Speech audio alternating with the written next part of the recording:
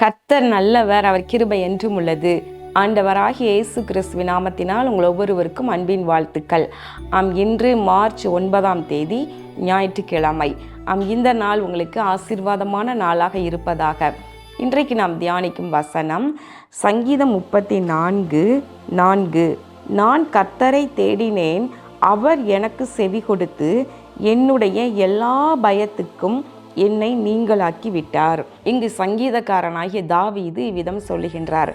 இந்த சங்கீதம் எப்பொழுது எழுதியிருக்கின்றார், எப்பொழுது இது எழுதப்பட்டது என்றால், தாவீது அபிமெலேக்குக்கு முன்பாக வேஷம் மாறின பொழுது அவனால் துரத்தி விடப்படுகையில் பாடின சங்கீதம். அபிமெலேக்கு என்கிற ராஜாக்கு முன்பதாக அவர் வேஷம் போட்டு தன்னை மறைத்து நடித்து கொண்டிருந்தார். ஆனால் கண்டுபிடிக்கப்பட்டு அவரை துரத்தி விடுறாங்க. அப்போது வனாந்திரத்தில் போய் ஒளிந்து கொண்டிருக்கிறார் சவுலுக்கு பயந்து.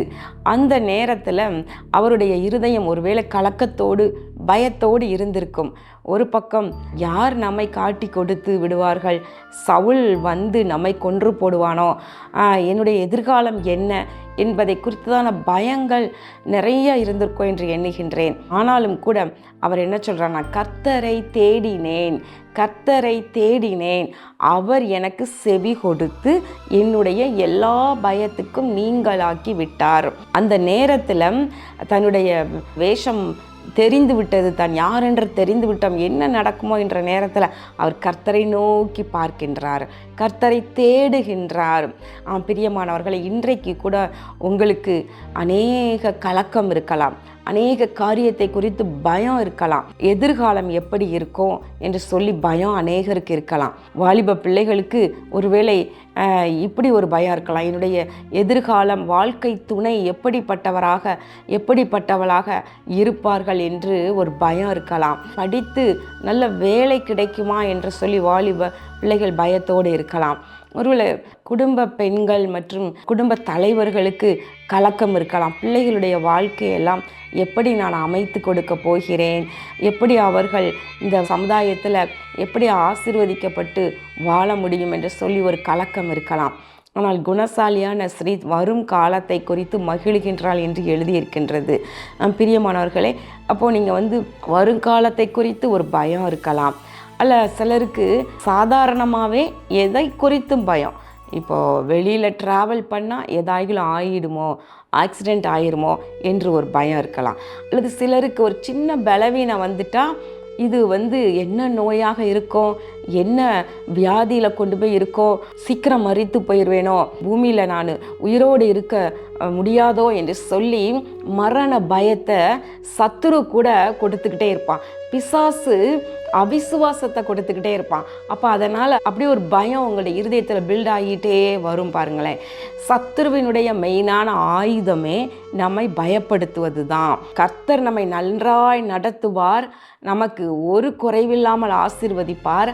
ஆனால் இந்த பிசாசு எப்படி பயமுறுத்துவானா, இல்லை உனக்கு இப்படி ஆயிரும், உன் குடும்பத்துக்கு இப்படி ஆயிரும், உன் பிள்ளைகள் இப்படி நல்லா இருக்க மாட்டாங்க, இது எல்லாவற்றிலேயும் ஒரு பயத்தை விதைச்சிக்கிட்டே இருக்கிறது தான் பிசாசினுடைய வேலை. ஆனால் இந்த பிசாசினுடைய ஆயுதங்களுக்கு நம்ம எதிர்த்து நிற்கணும். எப்படி?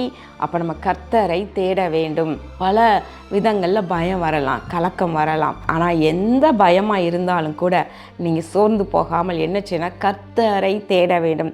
நான் கர்த்தரை தேடினேன். கர்த்தரை தேடணும். எப்படி தேடணும்?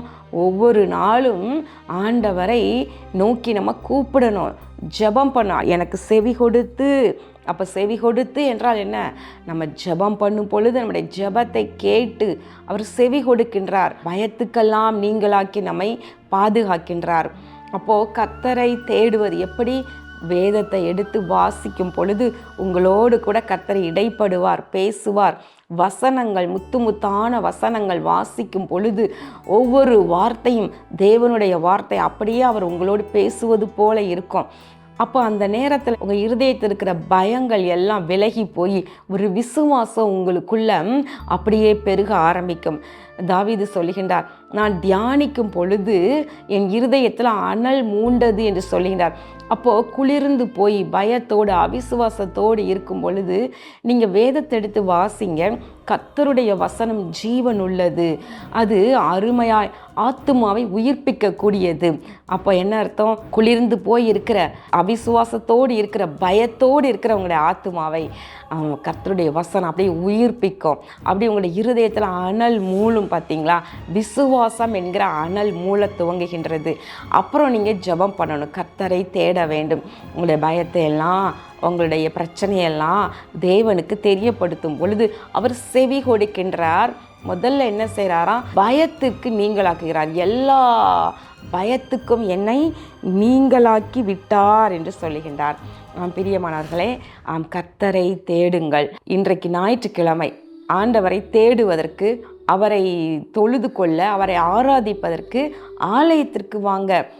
அங்கு ஆலயத்திலே நீங்கள் தேவனை ஆராதிக்கும் பொழுது விடுதலையோடு ஆராதிக்கலாம். வீட்டில் இருக்கும் பொழுது உங்களுக்குள்ளே இருக்கிற அவிசுவாசம் அது உங்களை அப்படியே அமிழ்த்தி போடுமே தவிர, சில நேரம் நீங்கள் விசுவாசத்தில் பெருக முடியாமல் போயிடும். ஆனால் வாரம் தவறாமல் ஆலயத்திற்கு செல்லும் பொழுது அநேக பரிசுத்தவான்கள் பரிசுத்தவாட்டிகள் கூடுகிற இடம், அங்கு தேவ மனிதர்கள் மூலமாக, ஊழியர்கள் மூலமாக, போதகர்கள் மூலமாக கர்த்தருடைய வார்த்தை உங்களுக்கு நேராக கடந்து வந்து உங்களுடைய ஆத்துமாவை பலப்படுத்தும். பாருங்கள், கர்த்தருடைய வசனம். பிரியமானவர்களே, ஆலயத்திற்கு போவதில் நம்ம தவறவே கூடாது. கர்த்தரை தேடுங்கள், கர்த்தரை தேடுங்கள். நீங்கள் தேடி போங்க. கர்த்தரை கண்டடையத்தக்க சமயத்தில் தேடுங்கள் என்று எழுதியிருக்கிறது அல்லவா? கண்டடையத்தக்க சமயம் இது. அதிகாலை நேரம். மற்றும் நீங்கள் ஆலயத்திற்கு போகும் பொழுது கர்த்தர் அங்கே மகிமையாய் வீற்றிருக்கின்றார். அவருடைய அளவில்லாத பிரசனம் நிரம்பி வழியும். கண்டடையத்தக்க சமயம். இந்த சமயங்களை எல்லாம் விட்டு விடாதீங்க. கண்களை மூடி ஜெபம் பண்ணுவோமா? எங்கள் அன்புள்ள பரலோக பிதாவே, இதோ இந்த நாளிலே தியானித்த வசனத்தின்படி நான் கர்த்தரை தேடினேன், அவர் எனக்கு செவி கொடுத்து என்னுடைய எல்லா பயத்துக்கும் நீங்களாக்கி விட்டார் என்று சங்கீதக்காரன் சொல்வது போல, நீர் இந்த நாளிலே உடைய பிள்ளைகளை எல்லா பயத்துக்கும் நீங்களாக்கி விடுவீராக. விசுவாசத்திலே பெருக பண்ணுவீராக, ஆசீர்வதிப்பீராக. ஆண்டவராகிய இயேசு கிறிஸ்துவின் நாமத்தினாலே இந்த ஜெபத்தை ஏறெடுக்கின்றேன் நல்ல பிதாவே, ஆமேன். பிரியமானவர்களே, நம்முடைய சென்னை ஆசீர்வாத திருச்சபைக்கு கூட நீங்கள் ஆராதனையில் கலந்து கொள்ளலாம். கர்த்தர் உங்களை ஆசீர்வதிப்பாராக. ஆமேன்.